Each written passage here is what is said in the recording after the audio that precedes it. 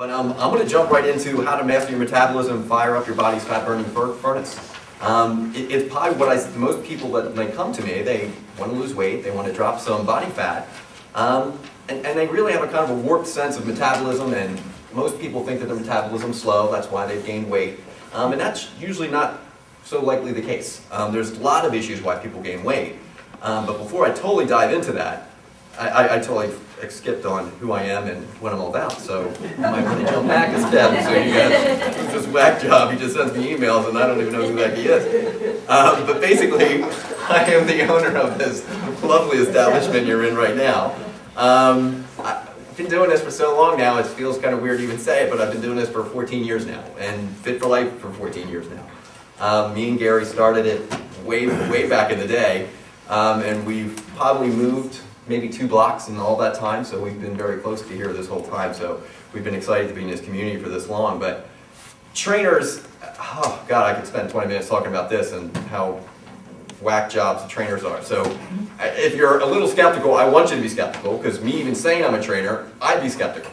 And it's just mainly because, unfortunately, there's a lot of negative stereotypes out there about trainers, and I think that they're all well-deserved. And I hate to say that about my own profession, and I get a little embarrassed to even say I am one. But it's something that trainers are, I'm trying to find the word for it that's perfect, but there is no perfect word. But let's just say lackluster might be the word. So if you're going to be working with a trainer, be very careful. Make sure they have experience, education. There's a lot of things to be wary of. But just to give you a little bit of information about me, I graduated from Uppers College in 1994, so I've been doing this for a very long time. And I have my Bachelor of Science degree in Exercise Science and Psychology. I'm certified by the American Council on Exercise since 1994 as well. And I'm also a certified performance enhancement specialist since actually 2008. And a lot of our background here is working with people who have musculoskeletal imbalances. So it might be people with joint pain, neck pain, could be any variety of medical conditions, hypertension, diabetes. That's where kind of the majority of our experience lies. So to me, we've helped just about, I can't imagine a particular condition we haven't helped. And if we don't know, we're going to talk to your doctor so we do know. Because I want to make sure we're going to ensure your safety. But that's the only plug I'm going to give myself, and I want to get right into this metabolism thing, which I kind of got a little excited there, and I'll jump right into it a little bit too premature before. But basically, to give you the basic nuts and bolts of what your metabolism is, it's basically kind of like your body's engine. It's pretty much what gets you going. It's what burns calories. It's in the simplest of definitions. I have it here for you. It's the process by which your body converts food into energy. It's that simple. It's basically what it is. But there's 3 main components, and people aren't so aware of what makes up what. But you have your resting metabolic rate, sometimes called your basal metabolic rate, which sounds very exciting, but it's basically what your body, the amount of energy you spend. Just me right now, I'm not really doing much. So I'm just burning a few calories, but I still have a lot of processes going on within my body.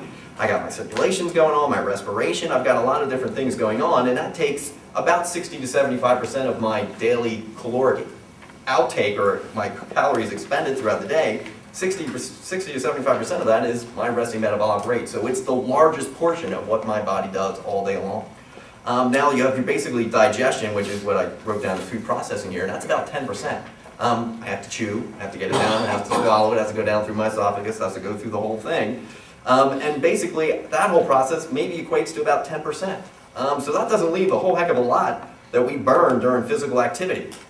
Physical activity is going to include your exercise routine, or lack thereof in some cases. But I see a couple of my clients here, so I know they're doing good things.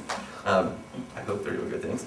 And basically, there's also just your professional activity level. I mean, if you're a teacher, if you're running around all day, all these things take a crazy amount of calories, and you're expending them. So that takes about 30%. And all that usually equates to about 100%. And that really, those 3 components, you have your resting metabolic rate, your digestion, and then you have your physical activity. And that's it. I mean, that's where we spend calories. So that's kind of it in a basic nutshell. And there's certain things that affect how many calories you need in a day. And the majority of them, it comes down to body size and composition. Me being a little bit bigger, a little bit heavier, I'm going to burn more calories just at rest than somebody who's lighter and smaller. It's just the way the body is. You know, the bigger a body mass is, the more calories it expends. It's pretty simple in that factor. Now, age is where most people will generically think, and it's a common misconception to think, well, as I get older, my metabolism's going to get slower. It's just what happens. It's not the way it was meant to be, and it's not the way it should be.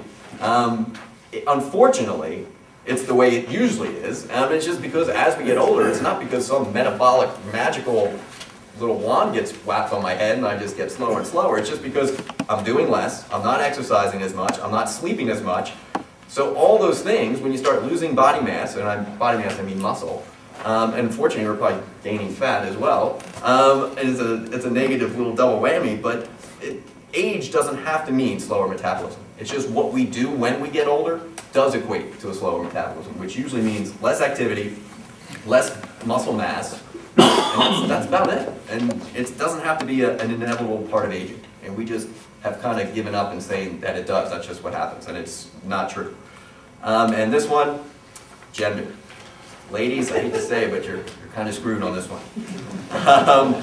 In essence, men will burn more, and it's not because we're some special creature by any means. It's just because we have testosterone and we have the ability to build more muscle mass.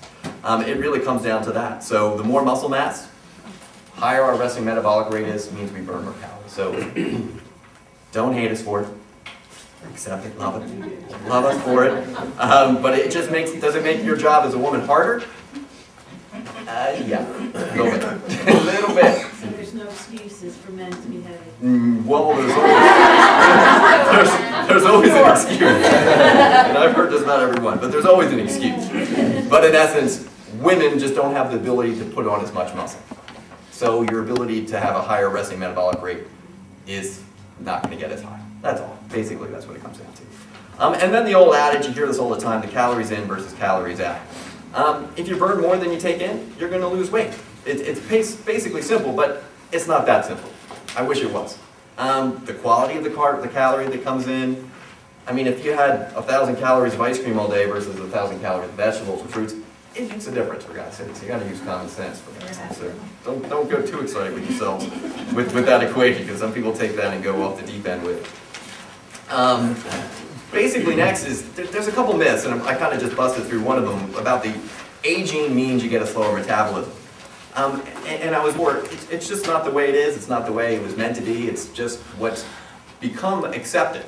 And that's just from, well, I've already told you how much I love my profession, so my profession doesn't know what the heck's going on. They might promote it just because it might make them make more money. I don't really know what the promotion process is, but there's no real evidence showing that as you get older, your metabolism slows. It just, unfortunately, all the lifestyle factors associated with getting older make our metabolism get slower, which is usually less activity and less muscle mass. And basically, another thing I didn't mention, but sleeping makes a huge impact on your metabolism. If you're not sleeping 7.5 to 8 hours per night, your body's going to suffer. And unfortunately, as we get older, children get older, college, paying for college can be quite stressful. And then after that, it's just work and life. And if you're not sleeping those 7.5 to 8 hours, your metabolism is going to get slower. It's just the way it goes, unfortunately. And adding lean muscle with resistance training. Adding lean muscle is the most important thing, and it gets a lot of everybody's, when they try to increase their metabolism, the first thing they're going to jump on is saying, well, I got to start doing cardio, I got to start doing this, I got to start doing that. But resistance training should be at the top of that list. Due to the mere fact that, I'm going to get into a little bit more depth in a second, so I don't want to get too excited again, like I did before. So I want to get too far advanced in that, but we're going to I'll get a little bit more elaborate with that as we go through.